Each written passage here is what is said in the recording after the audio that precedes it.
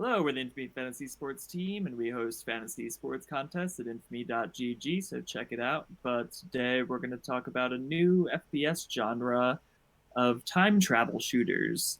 Lemnis just announced their game the other day, and Quantum League has had their beta launched since earlier this year. And the genre is pretty difficult to explain without having actually played it, but I'll give it a shot. And I'll use Quantum League, as there's actually like gameplay of it, more than a minute of gameplay compared to Lemnis, which just got announced.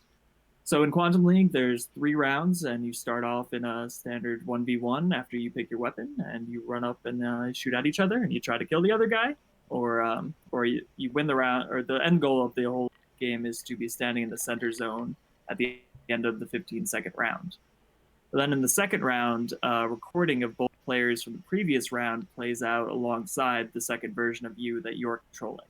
And if the version of you that you're controlling is killed, you don't actually die, you desync. And so you continue to do actions around the map, but you're like basically a ghost. But if in the second round you kill the recording of the enemy before recording, the ghost actions play out in the real game, but you still need to watch out for the live version of the enemy that is active that round. Then in the third and final round, you both of your recordings you have both your recordings and yourself against both of their recordings and themselves, trying to kill them all or be the last person in the zone at the end of the 15-second round. Make sense? Yes, that was a solid explanation. Yeah. I watched the video, Yeah. and I watched the video on it, and I didn't really understand, but that clarified a couple things. The whole concept is like where the time travel comes. It's like you have your first version of yourself that plays out, and then basically you go back in time as like another version of yourself to try to like save that one, so you have like more of your boys up, and you just keep adding them on. And then in Lemnis Gate, it's basically the same thing, except it's turn-based, and there's 5 rounds that are 25 seconds each. So, like one person goes, I think it's capture the flag is the game mode. One person goes, capture the flag, then you take a turn, and you send your guy in, and you try to kill him, and get the flag, and then you keep going back and forth until you reach the final like 5v5 match. And there's also character classes. I think before we even like dive into kind of our opinions and just like kind of reviewing the gameplay, it's just the fact that you have to like dumb down, just like go into like just explaining the general concepts of like the general like someone who has no idea what we're talking about can understand is going to be a huge hindrance to this game or the subgenre of shooter, because it's like so niche. But maybe once it becomes more mainstream, it'll be like, okay, once people can grab that initial, it could end up being a genre of shooter. Yeah, it could be like the next like new like subgenre thing. Like auto chess was like the latest thing last year, where that kind of like blew up. This could be like time fluxing, whatever you want to call it. Loop shooters. Yeah, for shooters could be a new subgenre, but like the fact that it's like you have to take a minute and kind of like think before just to understand the concept of this genre is going to be like is going to deter a ton of people away. But I think the kind of thing that does click though once you like I feel like the people who get it, and like if whatever game takes off or is another game that comes around that hasn't been announced yet, that just like hones it down, like really nails this concept, it could easily take off, but it's going to take a lot of effort for people coming into the genre for the first time to kind of like be like, oh yeah, this is the shit. So. And I mean also too, like I feel like this game, it's hard to explain, but I feel like it'd be pretty easy to pick it up. Yeah. Once you get your hands on it and just play around with it, you'll kind of get how it works. Like that's like a criticism of Overwatch. It's like it's pretty hard to explain and let alone watch and understand what's going on. Where like CS:GO and like some other games are like very, we're trying to kill the enemy team and plant a bomb. Where Overwatch you have to like do a ton of like to break it down for someone who has no idea what Overwatch is. It's a lot more steps, where this game kind of falls under that same umbrella. But looking at the gameplays of it, it looks like pretty cool. It could have a lot of potential of being a ton of fun. Yeah, I don't know. I don't know about that. I think it like all right. Quantum League. It really comes down to that first fight. Not necessarily. I think you're completely wrong. It's like because in Lemnis Gate, the video, the guy like made a really good point. You have to like pay attention because like in that final round, like Steve said, where it's 5v5, if you like pay attention to like what that guy did during one of his turns, like say he like goes for an objective and like, all right, like this one's gonna go for an objective, you can like kill that one early and like cut him off. And like same thing in Quantum League, like like you once you desync, you can still have actions on the map. So like if like, all right, so after I desynced, I got the heal or whatever other item I got. If I want to win, I can kill that guy or that version of that guy who kills my guy, and I know I'm gonna get the heal. Like there's like a little bit of macro and micro play. My main problem with it right now is that if you just win your fights every time, no matter what kind of plays, they're just going to be behind. Like you can just kill. Like you're gonna have to kill 3. How's that any different than any other shooter? Yeah. If I kill them all the time, I win. You're gonna get snowballed. Like you're coming back from it now. Now you're just sitting there. You're like, but there is coming back from it. You can kill like I said, if you kill. He kills you first round, second round, you're like, all right, I know, because his clone or whatever, his version of himself does the same exact actions. And if you were paying attention, you know where he's going to go. So you can just kill his version from the previous round and undo him killing you. Yeah, the objective is always shifting, because if, like, say you lost that first duel, then your objective for the second round is to kill that version, but you also need to watch out for the live version of him, who's also looking for you. So the objective shifts. So yeah, he's looking for your current version, you're looking for his last version, so to undo him shitting on you the first round. But what you're saying, it's like the same thing in like any shooter though. Like you if you kill them, you win. But I feel like this is a unique way of adding a comeback mechanic. The only thing I personally don't like about it is like how short the rounds are. I feel like by the time you're like really getting into it, it's like I think that's going to just be a limit of the hardware or the software available, because it's going to be like you're going to be eventually adding like six rounds on top of each other, essentially. Yeah, well, with Lemnis Gate, he's like they're 25-second rounds, but an actual game takes 10 minutes to play out. So yeah, I think it's more of like there's an early game, mid game, and late game in that. Yeah. Where I think Quantum League is a lot quicker. I'm really interested to see how the 2v2s work. We can talk about that later. And from what I was watching in Quantum League, it just like looked like the two kids were just like running at each other. I imagine if you were like really trying to stay alive and play strategically, it wouldn't really feel like. Well, because they're 15-second rounds in Quantum League, you are kind of incentivized to like make your play, or you just spend the whole round going up the stairs and hiding. Yeah. And I think the fact with Quantum League is like the map is very small. It's like I feel like Lemnis Gate has more potential to like have outplay ability or chances, because just like based off the map, I think there's going to be more avenues you can take, or more paths you can take, and better chances to like go like for certain setups. Like you might know that my guy is going to lose this recall, but if I point out my second recall to go this way, and then like point out like this, I feel like bigger the map. Second life is bait.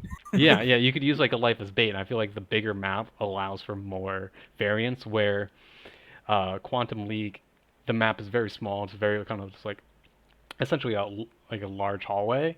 It's like an arena shooter. Yeah.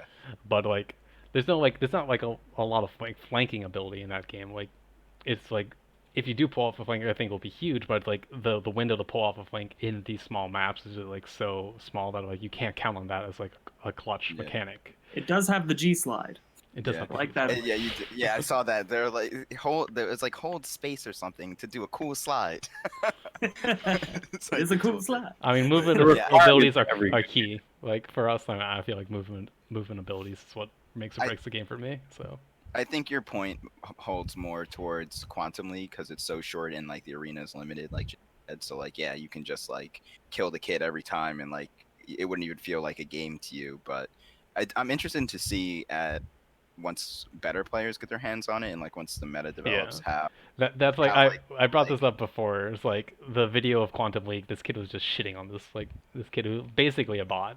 Like it easily could have been a bot. He just didn't say that. He could have just pointed off. Oh, yeah, this is the actual person, but it could have just been an actual bot. It was so funny that he chose like this is his explainer video for Quantum League, and he chose a game where he literally just like headshots kills him like the first 2 rounds. And this kid was just like standing out in the open. Like this could clearly just be a bot, and this kid is saying he's an actual person. Like I don't know. Okay, I have another point of contention with this game mode. How many lives are going to be spent just shooting at nothing? Because like it's already changed. So like how many of your boys are just gonna be shooting at nothing because like that life is irrelevant because I killed this guy? Like, you're gonna have to find, like, if you're really nice at remembering all the pathing, you can just kill the guys that fucked up your pathing, and boys are just gonna be shooting at nothing. But then it comes down to the other player to like defend his boys. Like, doesn't that go creates that whole like psychology? I feel like that goes against your first point, Blake, where the person who gets the first kill just wins. Well, no, you can't get around that, is what I'm saying. Like, I'm talking about like flaws of the genre itself. Like, if you are outclassed heavily, there's no coming back from it in this game. So, like, that's my first complaint. My second complaint is, if you start getting really good at pathing, you can find the ones that really matter for like your like what you were saying before, like if kids that are really good at the game, the ones that are going to be really good at this game are going to be able to find pathways where they can play off of their previous lives and then eliminate most of the other person's lives. So where they're like meaningless, just shooting at a wall versus like actually trying to kill these kids. But then isn't that on the other player to adapt and be like, all right, this kid is he destroyed me the first 2 lives. Like you as a player at some point have to have accountability and be like, either get good or you lose. Like, well, no, that's not. But I just want to say for the first part, yes. For the first part, the matchmaking is. The whole argument is what makes the game interesting is the strategy element of it. Like, yes, you can set that setup, that's valid play, but what if he knows you're going to do that setup? And it's all about how you use your initial. They call it like a mix of like chess and an FPS. So it's like you can kind of use them as pawns to set up your plays for the future, and really bait them out, or and just take and set up your positioning for the third round, which is really all that matters. Yeah, like you don't have to go for like we said, he kills you the first round. You don't have to go for killing the guy who killed you. You can just let him have that round. It's like he's gonna be like, all right, he's gonna try and kill my first guy. I'm gonna defend him, and you just rush him. Like, there's a whole bunch of different strats you can play off. You can just like give him the round. You could even you can let your first guy die, so you can use the desynced version of him to set him up for a future play shooting at the point. So. And then it's like, all right, if I make sure to kill his first guy, then my other guy will be in position to shoot whoever's on the objective. Or you can just like die the first round and like do something super crucial in the desync, and then like not do anything about it until the last round and be like, all right, my boy was the true hero all along. Now, we're getting into like this like Promised Neverland anime. It's like 5D chess as like toddlers are over here. That's how we want it to be, but is it going to be like that is my question. I'm like, how many times are you going to be like, yo, I set up this sweet play. You're shooting at a fucking wall. Well, that's what I think it's the whole game. I don't know where you're getting the shooting at a wall thing from, but I think that's the whole point of the game, is that it is like an open playground for that allows this kind of play. Well, no, this is how I think about it, right? Like, you have your first life, right? Say I kill you, right? And then your second life, you kill my boy and me, right? So you wipe me twice, right? So that first life of mine, like, if I just kill your second guy, your boy is be shooting at the wall. That's valid. Like, that's all. But that's valid. But then it's up to me to protect my second guy, because I know, like, all right, I only did something my second life, so that's the only important one. So then now I don't actually have to kill your second guy, because now you've wasted 2 lives shooting that guy. So now your third guy is going to be shooting at a wall.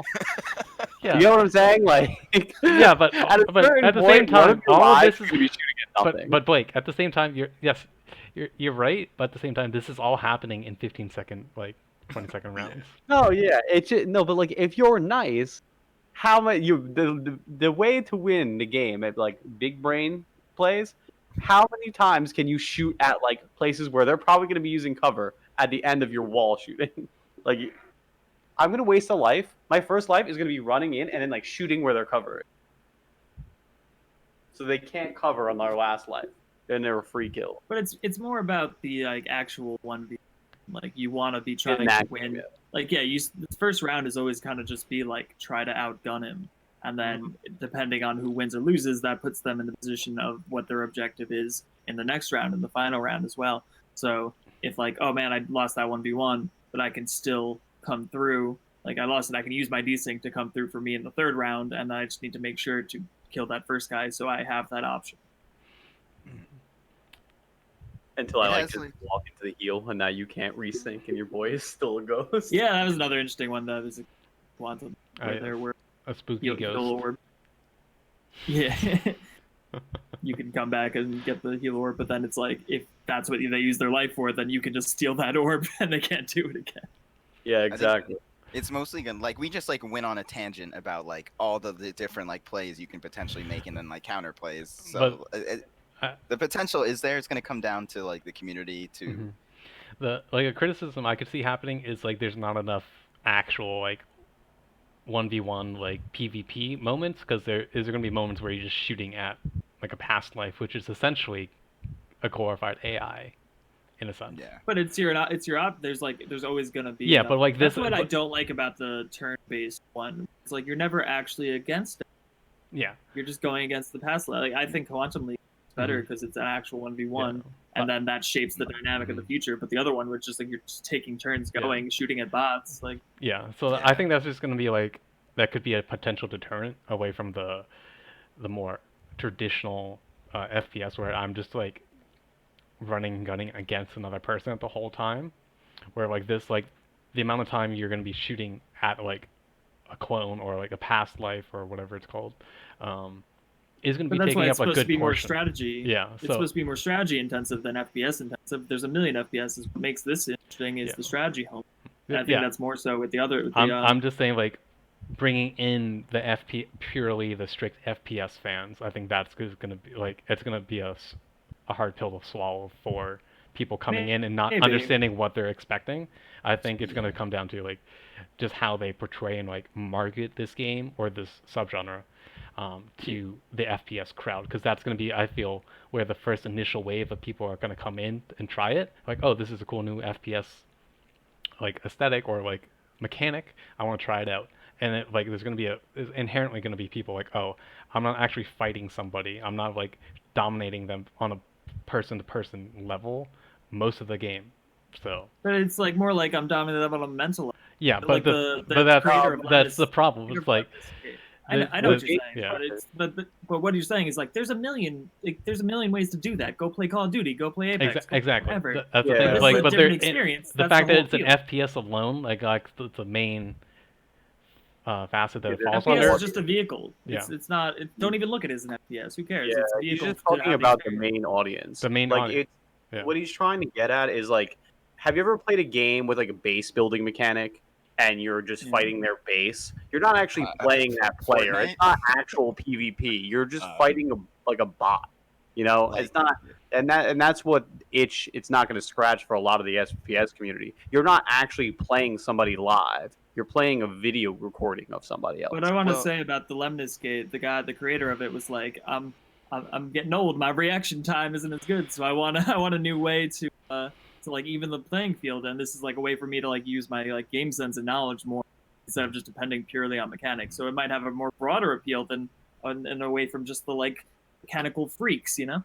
Yeah. No, definitely. We hope it does, because like Jake was saying earlier, like it's gonna need to be like a breakout game to be able to like retain the audience, because it's such a niche product right now. Even trying to find people that are gonna like even try to learn that type of game, because it's so far out of everyone's comfort zone, going to be difficult to get players. So I'm going to be interested to see how they market it. I don't know, but I feel like gamers are more willing to be early adopters. New thing, like, well, even if they don't stick with it for a very long time, they're just like, I want a new experience, and this feels like it fits that. I'm just worried that it might just be a flash in the pan, depending on how. That's totally valid. Yeah. Yeah, that's definitely a valid concern, but I think it's going to be up to the game developers and how they market the game to like educate the masses about these like cool mechanics. Be like, hey guys, you can like do this, or like if you do this will happen. It's like, it's like super complicated. That listened to our conversation before that didn't have like any idea if they were lost on the intro, that the whole conversation didn't make sense. Yeah, and like I watched the whole gameplay video, and I watched like 12 minutes of it, and I didn't understand how the game worked just from like watching it play out. So like that's another thing, they're gonna have some kind of system to teach players, or like new players or spectators even. Yeah, how the game works. They didn't. The objectives for the one that just got announced, not very clear either. Is it capture the flag? Is it an objective? Yeah. Like I'm not really They sure said they'd have what. 4 game modes. They've only announced. Yeah, like But you couldn't really tell from the video. We were talking like, what are they doing? They're shooting at this tower. Why are they shooting at this tower? Like before we started recording, it's like, what are they doing? And it's like they don't explain it. It's like so there's like so many unknowns, but it's like I think it's gonna be more on the marketing than the actual gameplay that's gonna like determine the lifeline of this game. Yeah, if it's just on the gameplay, it can have a total niche, hard audience that'll go down with the ship after like a year. But if they market it right and they're able to reach people and get them excited and interested in the concept, then it has potential. I do think it's super cool that it's more of a mental game than a mechanical heavy one. The really Like- only original concept for a long time. Yeah. Like that's why it's so hard to quantify. It's because it's so original. Like we don't get that a lot, and it's nice. I compare it a little to Battle Royale, where it's just a new variant using the FPS as a But like Battle Royale has Survival the experience. simplicity of like I'm just trying to survive, be the last man For sure. standing. Where this it is has the like, elevator pitch. yeah, this is like I don't know how it you'd say like this. one of them has quantum in it, and it's like it just sounds so big brain. It's like I was like, well, what is this? This is like the first time you're actually justified in having quantum in your name. Yeah. But as we usually do we see any esports potential? I would love to see it. That would be such an interesting. I think this would be such a cool I know. esport. It's This- hard to yeah. imagine it actually. Yeah, I can't see it actually happening, but if it did, it would be insane.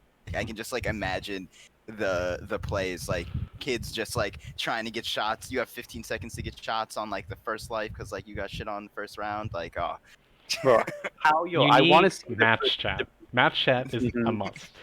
Yeah. Oh man. The That's banter, the exactly- trash talk is needed, and these people who complain like, oh, we need more trash talk in games, but at the same time, like, as soon as someone says something like somewhat like like They're negative shrieking. against like an opponent, they're like, oh, this person's just like so egotistical. This like he's. Yeah. I was like, shut Check up. out our trash talk video in the yeah.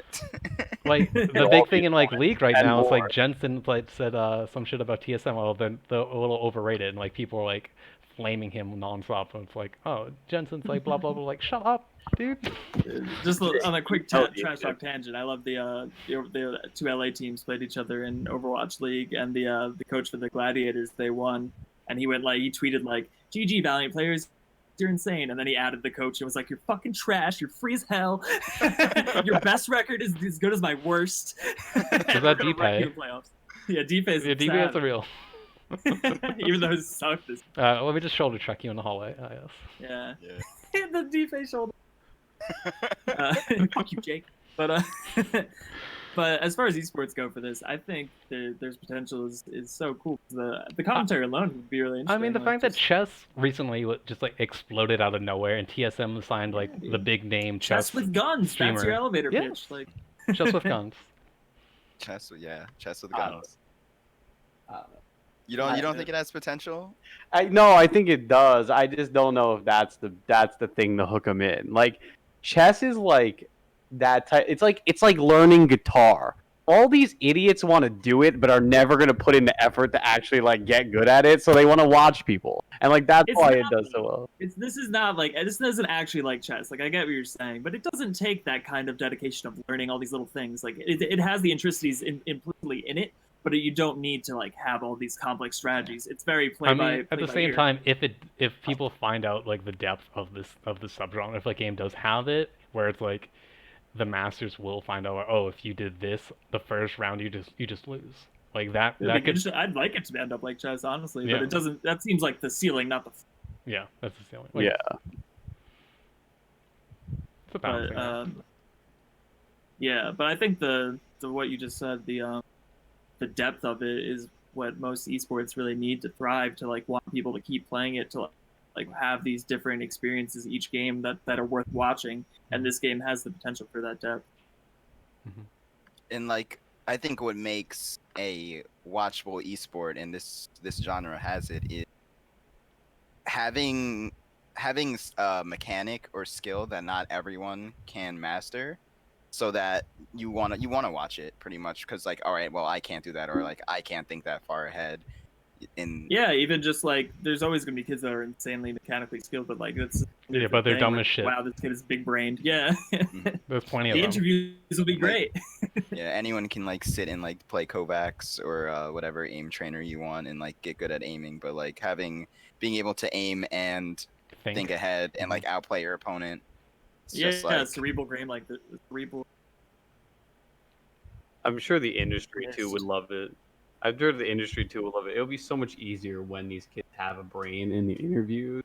I feel so bad for some of these people where they're just trying to get blood out of a stone. They're worse than like one of these like the Bill Burr skit on like these college football people. I like to thank God for the opportunity. It's like all the same thing. It's like that, but worse. Dude. But these kids can't even form a sentence.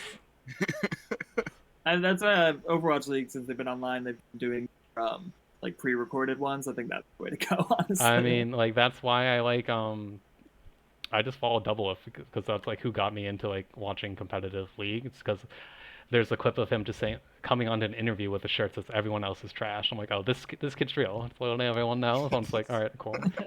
He's clearly not the best. If you want to be like analytical about it, but like I just like that he talks shit. So I'm just like, cool. The trash talk in this game is gonna be like this small brain bitch. Like, yeah, exactly. Didn't see me. I was right behind him. you thought my first life was crucial? No shot. Yeah, it's gonna be very complex trash talk, honestly. No, it's not. It's going to devolve into your brain and your dick are the same size. Done. Over. And Alt F4.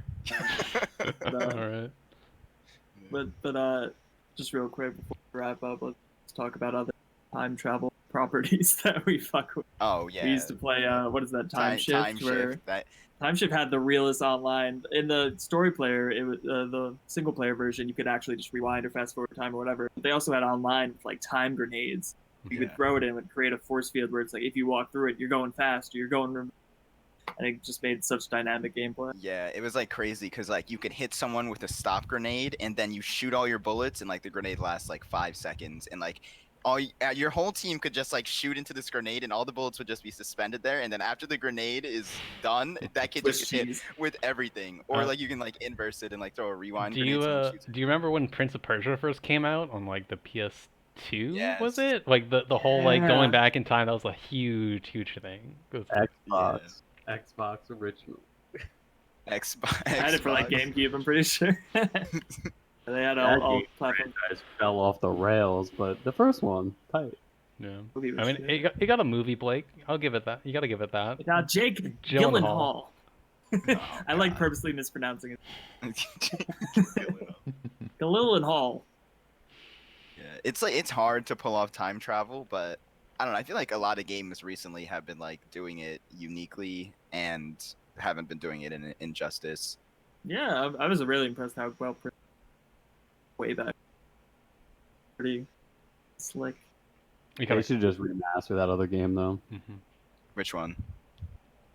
Time Shift or whatever it was. Oh yeah, that game would be nuts. Yeah, that was before its time. Honestly, it would go crazy. Yeah, it would go absolutely massive right now. Like so much. Like talk about easy to pick up, hard to master. Like that's the game. It has such coordination. It wasn't even like broken either because you had to like pick up a grenade. So there was like grenade spawn. So you don't know what grenade you're gonna get. Like you can get like a pause, rewind, or fast forward grenade, and you have to like get it. So like it's an FPS until like you get your hands on the time grenades. As soon as you said that, now the RNG, now none of these kids are gonna play it. Like, but it's more like you need to make the most like with what you have. Like you don't know what you're gonna actually. You don't want to just spamming rewind grenades and having these bullets in each other. Their own faces. You need to make it more dynamic and have to adjust on the fly. Yeah.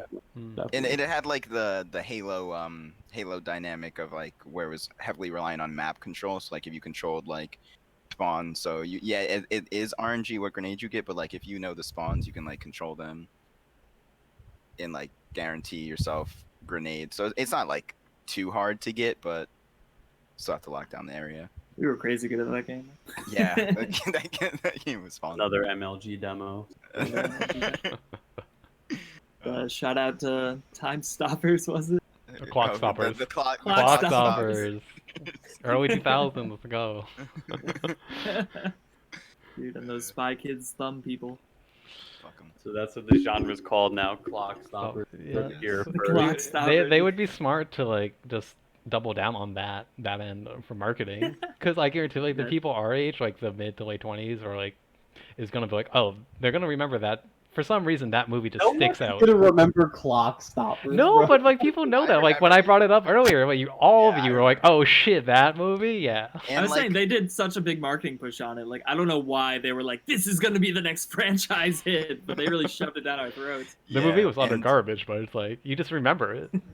And doubling down on what Steve said earlier, one of the game developers was talking about how he wants to make a game for people who are older and like don't have like the insane mechanics. Like the Clockstoppers, come on, you're hitting That's the older right demographic.